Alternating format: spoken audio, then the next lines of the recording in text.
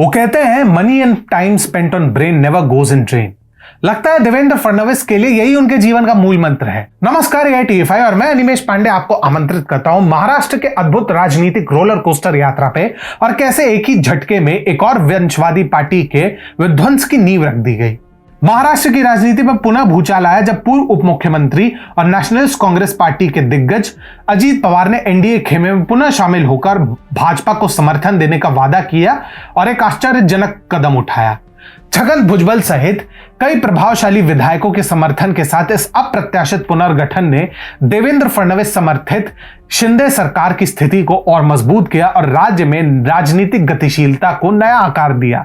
फिलहाल के लिए अजीत ने बतौर उप मुख्यमंत्री पुनः शपथ ली है और वे अपने नेतृत्व वाले एनसीपी गुट को वास्तविक गुट बताकर उसी आधार पर आगामी वर्ष के लोकसभा चुनाव लड़ने को उद्यत है।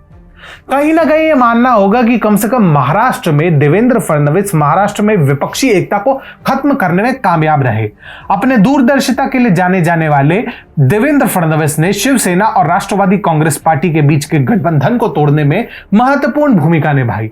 इस अप्रत्याशित स्ट्रोक ने विपक्ष के भीतर विभाजन का फायदा उठाने वाले और राजनीतिक लाभ हासिल करने की फडणवीस की क्षमता का प्रदर्शन किया। पता नहीं कि लोग HBO की ओर इतना क्यों ललायत है। असल गेम ऑफ थ्रोन्स तो महाराष्ट्र में चालू हुआ है।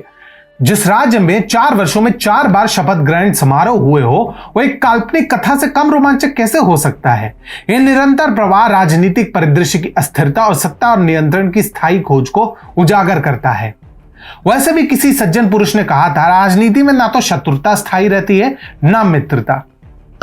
एक समय दुर्जय रहा महाविकास अघाड़ी गठबंधन अपने पूर्व स्वरूप की छाया मात्र बन चुका है।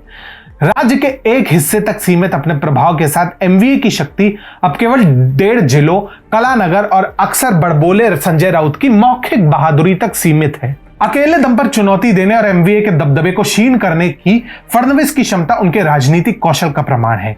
एक बार को अजीत पवार के साथ गठबंधन करके अपनी सरकार बचाने की कोशिश के लिए जिनका उपहास उड़ाया गया, उन्हीं देवेंद्र फडणवीस ने साबित कर दिया कि यदि निर्णायक युद्ध जीतना है तो एक दांव या संघर्ष में पराजय कोई विचलित करने वाली बात नहीं।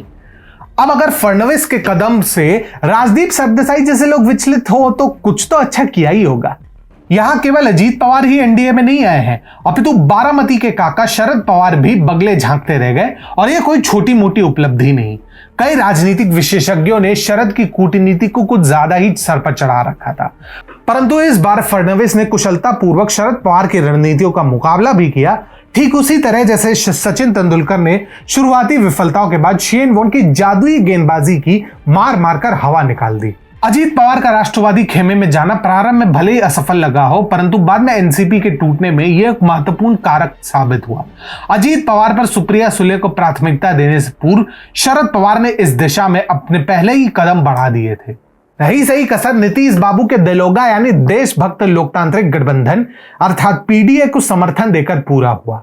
इतिहास की सबसे बड़ी उत्कृष्टता यही है कि वह अपने आप को दोहराता है।